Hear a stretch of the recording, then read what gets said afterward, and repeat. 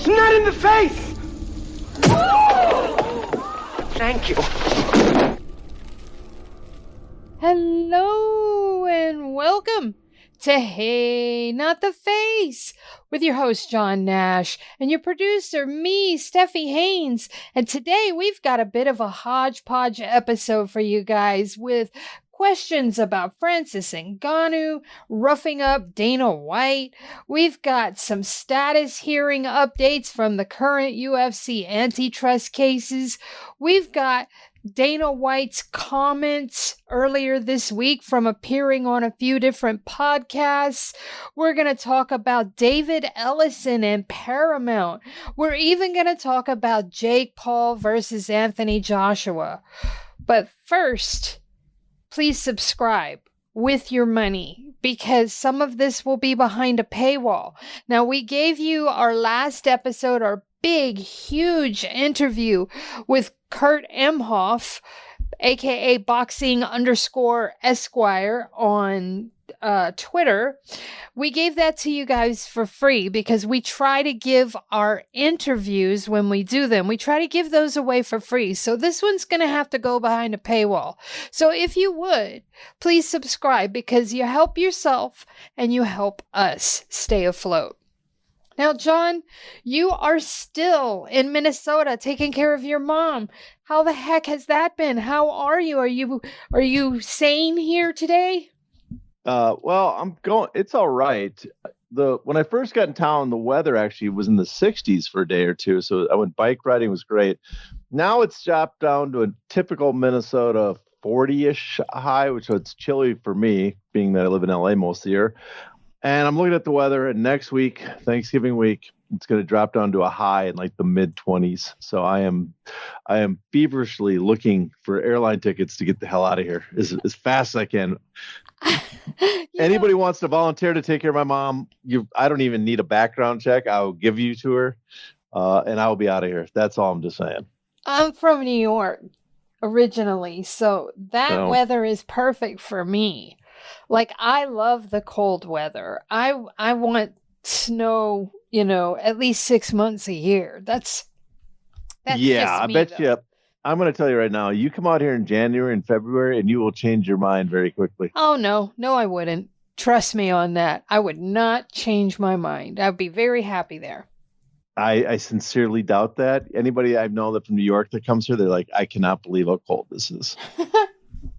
Well, I don't know. I'm a big fan of the cold weather, so there's that. Like, okay. Game of Thrones, winter is coming. That's me hollering winter is coming. Oh, okay. Well, we will revisit this when it's January.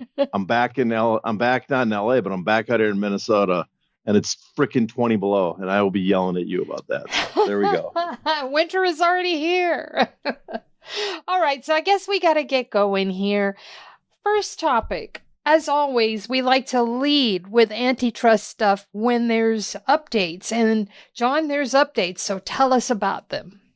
Well, we've been talking about this for a while. There was a hearing today, the status conference hearing. They do this once a month. The litigants get together, they hang out with the judge, they all have a grand old time. And today was no exception. This was the day we're kind of waiting for, because if you've been paying attention to the show the last month or so, we've been talking about the discrepancies in discovery. And today, I think they specifically focused on the Misha Cirkunov v. Zuffa case. And what's important about that case, you got to remember, the Cirkunov case, that is the litigant, that's the plaintiff that is challenging the arbitration agreements and class action waivers that the UFC, let's be honest, forced all the fighters to sign. Because it's my understanding that 100% of the fighters that sign contracts after a certain date, everyone has those, starting in, I believe, 2021. And so the fighters were compelled, the UFC compelled them to sign this. And what that arbitration agreement and class action waiver says is that if you have any problems with these contracts, you cannot go to court. You have to go to an arbitrator, and you cannot take part in any class action or mass, tort or anything like that. So that means all the fighters that signed that, which is a sizable number, more than half of the current fighters that belong to the Johnson class, they are not allowed to be participants in the Johnson class if it gets granted class action status. So that eliminates a huge number of fighters, which would lower the UFC's damages, but also cost those fighters any settlement or damages if they win in a trial. So it's a big case, and they are right now contesting it, claiming that the UFC abused their market power. Fred Garvin's going to love this, because this has been his argument for a long time, that he thinks they can actually win on this. Others are not so convinced because the Supreme Court has made a series of terrible decisions over the last decade. But his argument is that they can contest it by claiming that the UFC abused their market power, monopoly power, to compel fighters to sign these contracts to give them immunity from the case. And so if that's the case, then the judge can declare these contracts void under Nevada law, and those fighters would be once again allowed to participate as members of this class if it gets granted class action status. So it's a huge fight. And what they're doing in discovery now, what they need is all the evidence they can get, all the documents relating to the negotiations of the contracts during this period. I think from 2021 up till 2024. It might be a little earlier, might be a little later, but that's the ballpark. And they want that material. Now, remember, we talked about this. Lo and behold, Tracy Long and Dana White, they don't have one text message from that period. Basically a 4-year, like multi-year gap where not one text message.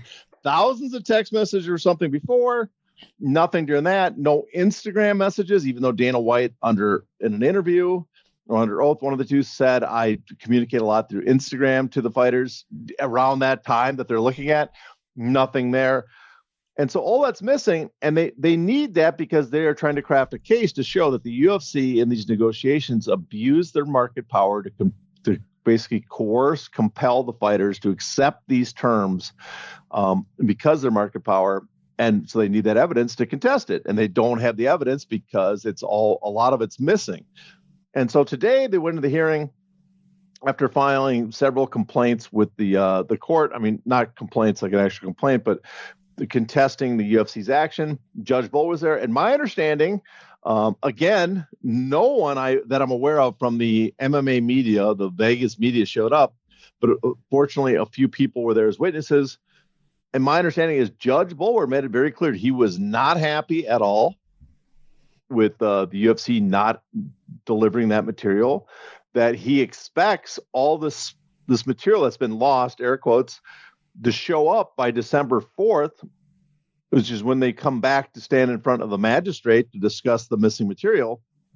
And I didn't hear anything about what are the possible consequences, but he made it clear he expects the material to be turned over, and that he was not happy with this, very much frustrated, angry with the UFC's behavior. Now, the question we have to ask is, did the UFC really lose and delete all this material?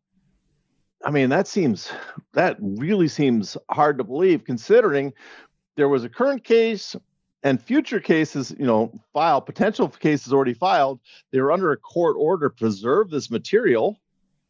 They know the consequences. They know that if you lose stuff like this, the judge will have an adverse inference where you basically, either the judge or the jury are told, just assume the worst, whatever the worst possibility of the reason why they deleted the material, just assume that, which is terrible for a defendant. So you can't believe they did that. So either they did that and the judge is going to be furious, or are they possibly are maybe playing some games and they're seeing how far they can go before the judge compels them to actually deliver material. I am not sure which, but now we're the clock ticking down to December 4th to see if we will have more fireworks and what those will be. But that's what happened today in Vegas, which I'm happy to see mass amount of MMA media showing up to witness the proceedings. Okay, I got a thought here. It's not really a question. It's just a thought. That's all. It's just a notion. Notion. It seems to me that since they conducted so much business via text message / Instagram message, basically through messages on a phone or an iPad or what have you. But since so much of actual business was conducted that way, wouldn't it behoove them to save that for themselves? You would think. I mean, I know they started a policy. I'm not sure the date. It was after the FTC investigation, where they had a policy where they started deleting all their material after 3 months. Everybody was told to delete your material after 3 months, and their claim was, oh, we had to save space. We didn't want that much material on our computers. But the more likely one, the one that you kind of guess might be the more likely answer, is they did not want to preserve a ton of evidence, that in case something else happened in the future, which it did when there was an antitrust case filed against them, because they saw what happened with the FTC. Like, man, we preserved a lot of stuff that could incriminate us, including, don't forget, one of the things the FTC got a hold of, which apparently they didn't think much of, was the FTC got a hold of that email where the attorneys working with the UFC kind of spell out the reasoning for why they bought Pride, which was they bought it, according to them, basically to shutter it, to make sure no one else can get a hold of it, and which is something of a smoking gun, and in these type of cases. So I'm sure that was the reason why they wanted them to start deleting everything. And but since 2014, since the filing of the first leak case, they're well aware they're not supposed to be deleting anything or losing anything. I could see them not engaging in certain business, discussions on certain objects because they're not safe, or, they might not want to preserve the record that way, but that would indicate you're going to meet in person and discuss stuff if you do not want to have it available to the court. And I don't, based the way the UFC works, it's hard to imagine that they're meeting every fighter to discuss their contract without putting it on in an email. So, in fact, we know that there's some email discussions. We will have in a future episode, we have from a Brazilian case, the back and forth exchange between the UFC matchmakers and a manager. And there's a lot of communications that apparently go on between them. I would be interested in exploring their WhatsApp communications as well, because that's the one that's protected, right? Encrypted, yes, yeah. But I'm not sure. Again, we should ask our FBI contact about that. But yeah, I believe if you have to hand over your phone and you're not supposed to delete anything, the material would be on there. The whole point is that though you're going to hand it over to someone else to look through it, that way private stuff that's unrelated to the case does not get handed over to the plaintiffs. But all that stuff should be handed over. And so we'll have to wait December 4th, see what happens. I mean, this could be fairly big because they really deleted the evidence. They really deleted discovery. The judge, there's not much work they can do with their modeling, all the stuff that they want to use that evidence for. Well, there's not much. They're missing tons of material too, and the granular data about the pays and stuff as well. The other material, not just the stuff about arbitration, for the other cases as well, but focusing on the Cirkunov case. If they don't have that material that they can even argue the case, the judge might, he might just decide to, with rule in favor of the plaintiffs about those contracts, those arbitration agreements. And then if you go to appeal, you don't have much to work with because you didn't present anything in your defense. So, that's a possibility. I can't believe they'd be playing with fire that much, but here we are. We will see December 4th if they really have lost so much material. Lost in air quotes. Yeah, well, the spoilage, as they like to call it. All right, let's talk about Dana White for a minute, because he made the rounds last week, appearing on Trigonometry and Andrew Schultz's Flagrant podcasts, and he had a few statements worth commenting on.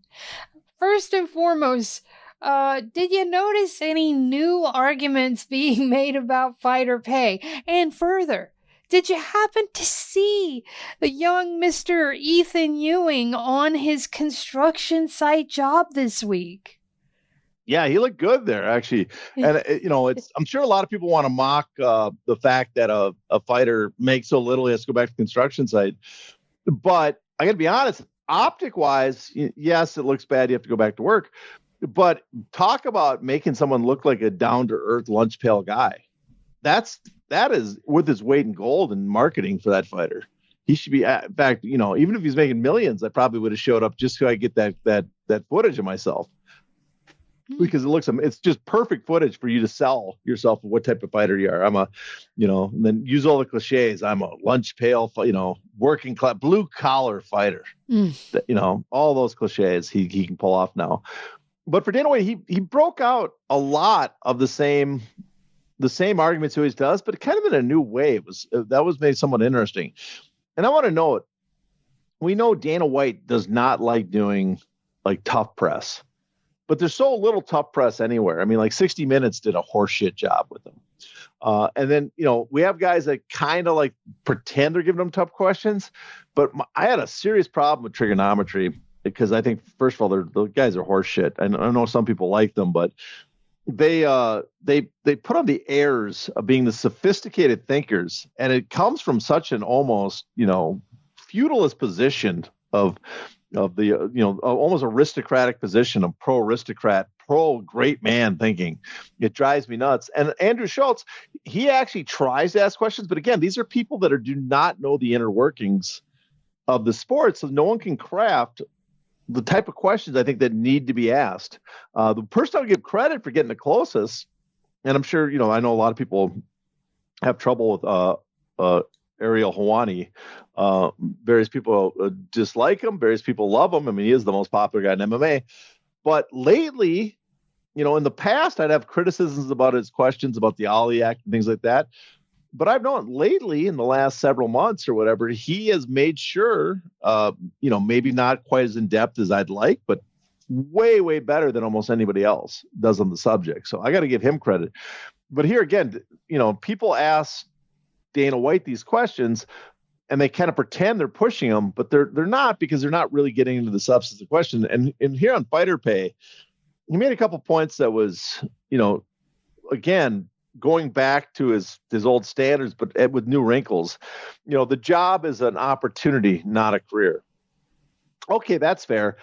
We're here to, you have a chance to build yourself up to be as famous as possible. And then make a ton of money. That's his other argument. This new rounds. Well, okay. What you're really saying is you're offering the platform, which we mock in writing. If you're a writer, you always mock like, oh, I'm going to give you exposure and not pay. Well, that means you're just not getting paid. That's not good at all. But he's going to give them this platform, he's claiming, where they can get as famous as possible. Well, what good does fame do if you basically have no way to monetize it in the UFC, the spot where everybody's seeing you, because you control that? And also, that doesn't, if I'm here to get as famous as possible and I have no means to monetize it, then you're keeping all the money. So we get back to square one again. We are not making a ton of money, which then he brings up again is like, the boxing pays too much. And here in the UFC, some of these fighters he brings up, even the low paid guys, he said, will make a bunch of money and then go out and blow it and live these great lives. Basically trying to make the argument that because there's almost something profoundly spiritual, noble about the fact that they blow all their money, which I guess I could understand considering how much he fucking loses on a hand of poker some nights. For me, it sounded like he was basically insinuating that they shouldn't be paid because they didn't know how to manage their money. That's how it came off to me. Well, that too. That was my read as well. Is that on one hand he's saying it's great that they live these great lives, but also like it's money's wasted on these guys because they do not know how to save it. They're different mindsets, and if we starve them, we'll keep them fighting. Which we talked in the past is a kind of a terrible way to run the sport, because who really wants old over the hill fighters clinging on, which is what you're kind of arguing for. Like, we pay them as little as possible, so I'll stick around and fight. I don't know why fans would cheer for that. I guess the degenerate gamblers would, because they know the fighter and they know how to place the bets. But that was his big talking points on that. And none of them were super impressive to me. None of them, won me over. But you could see that there's a new crinkle in his arguments. So I think he's trying out new material. He contradicted himself as well, though. He talked about, how they didn't really need to be paid much because, they couldn't manage their money. But then, a couple minutes later, he talked about how UFC pays more than any of the other orgs.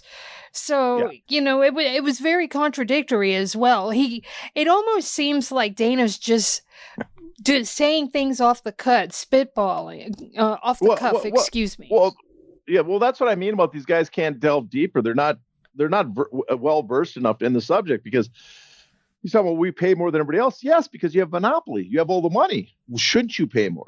Who can compete with your pay structure when you guys are generating or are collecting, according to the UFC themselves, they are taking 90% of the MMA revenue. Well, you by far should be paying more than anybody else. And on top of that, he brings up about boxing, the comparison, only the top guys in boxing are making more. Well, I mean, historically, there's been a lot of guys a lot of top guys then that were making more. But then he'll bring up, a lot of these guys are fighting for, $500 a fight or less, and he does this comparison where he uses the UFC to compare it to the undercard of a boxing card or prelims or a club show. And that's no comparison. Again, the UFC, if you take the total number of fights in the world and then look at the total number of the UFC fights, the UFC is about 3% or so of all the fights globally. So and the UFC again has collecting almost all the revenue. That means that's the top 3% of all MMA fighters, are almost the top 3%. Maybe we'll say 3 of the top 4%, that there's a few scattered around elsewhere, but the vast majority of the very top are fighting in the UFC. I don't know why you'd want to compare them at all, any fighter in that promotion, to some club guy that's making, $1,000 or $500. You can't throw that around as if that's a fair comparison, but he does that all the time.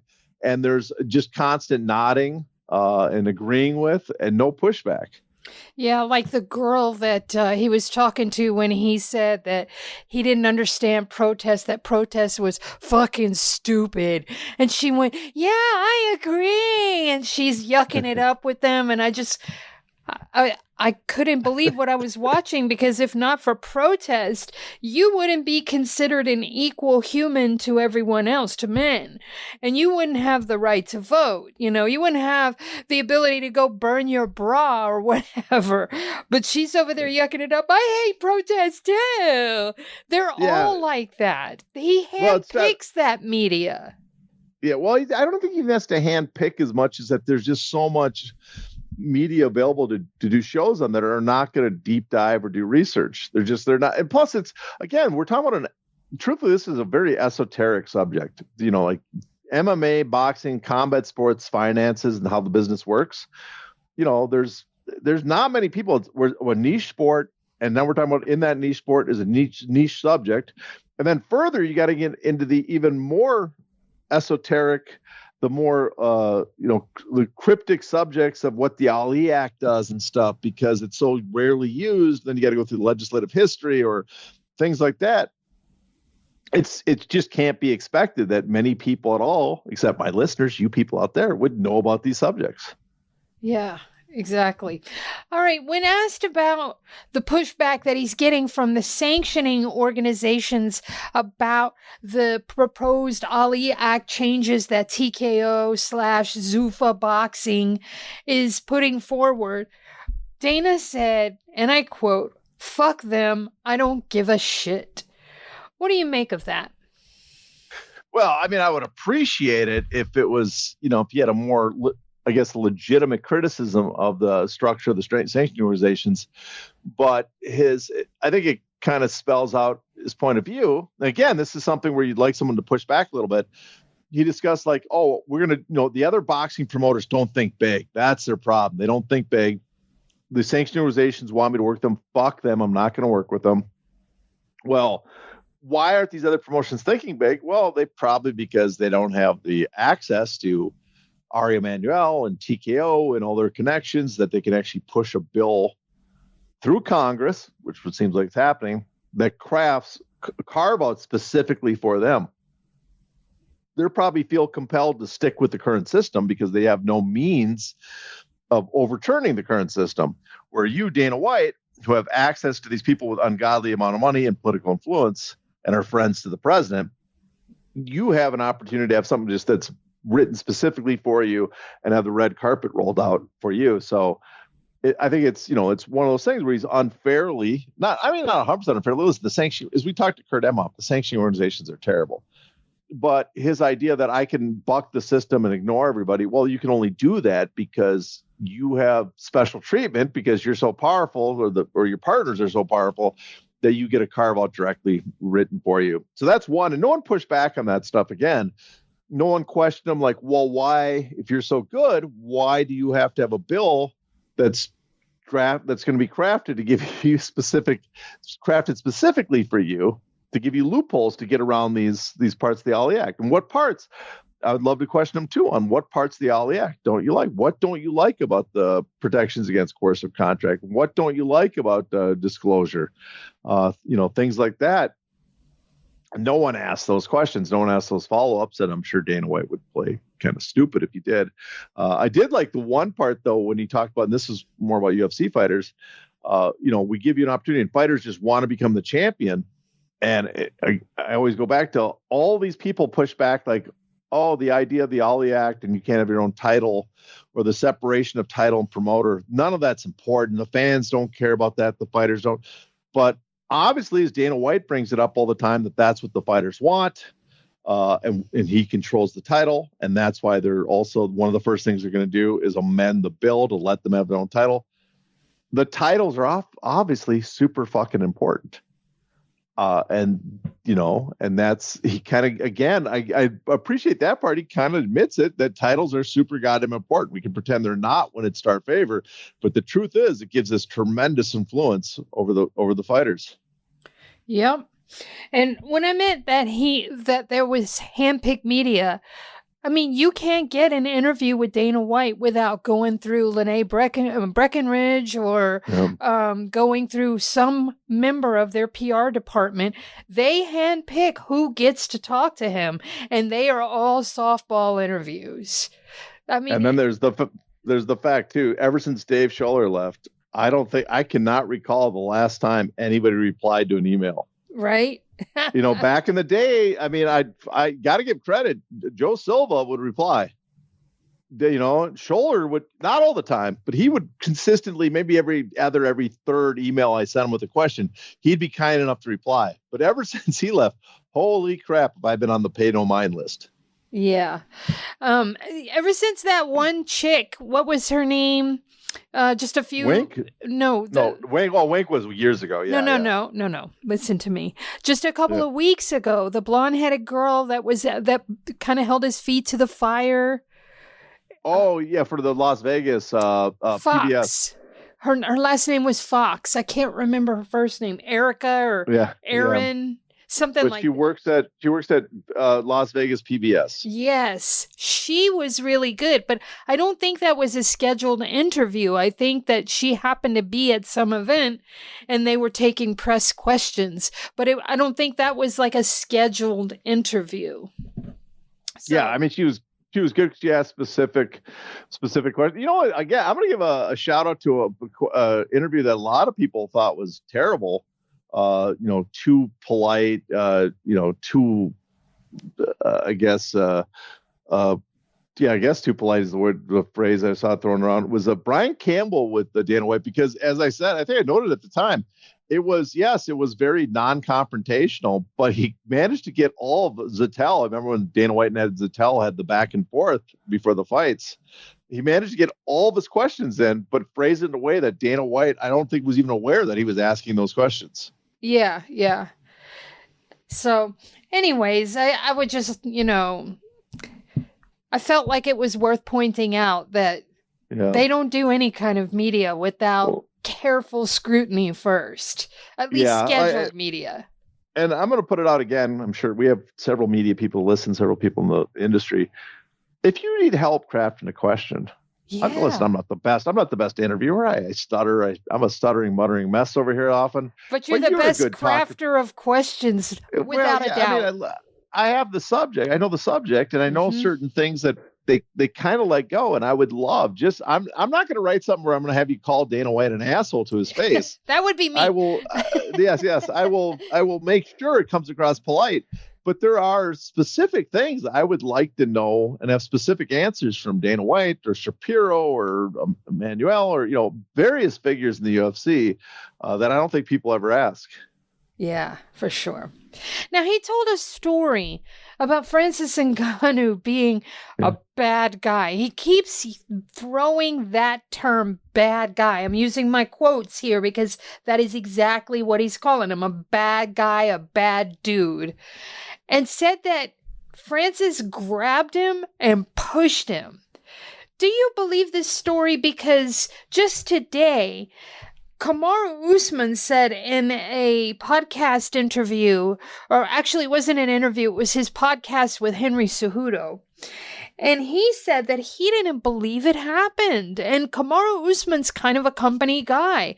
And he said he didn't believe it happened. Well, I think he said he didn't believe it happened the way they said it. Yeah. He kind of give a little bit of leeway. Yeah, but listen, well, one is I kind of hope it did happen, and I appreciate Ngannou for doing it. If that's the case. I don't know.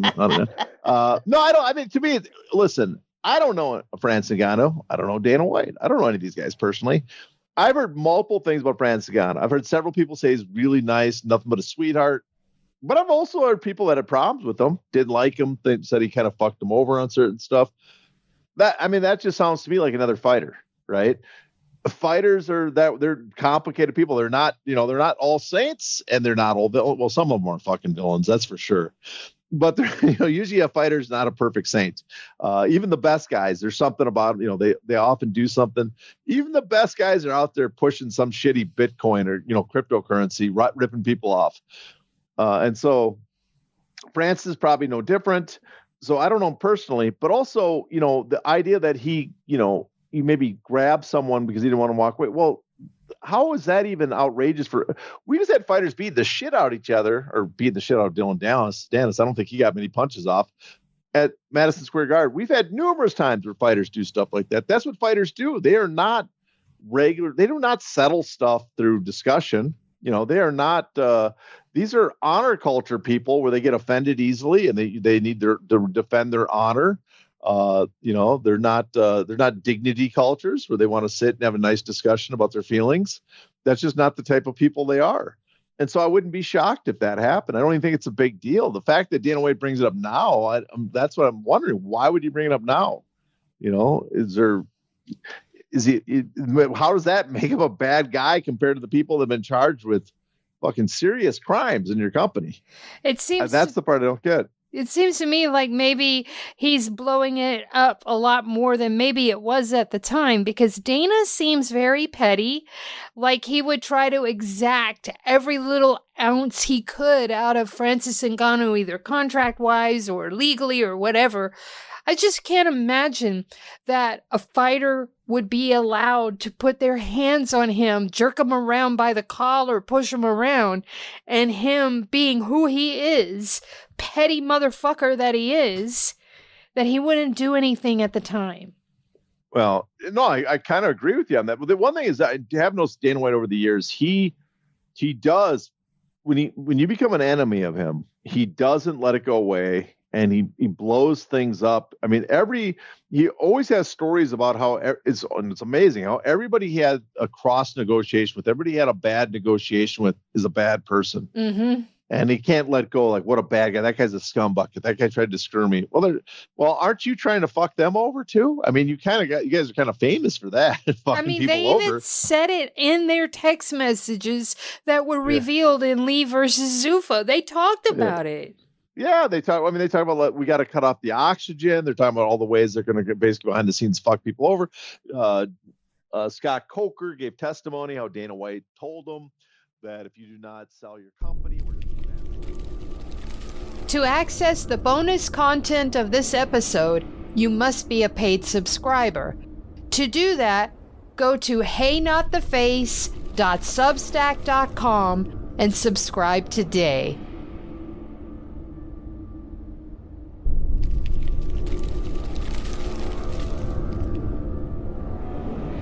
Ow! Ow!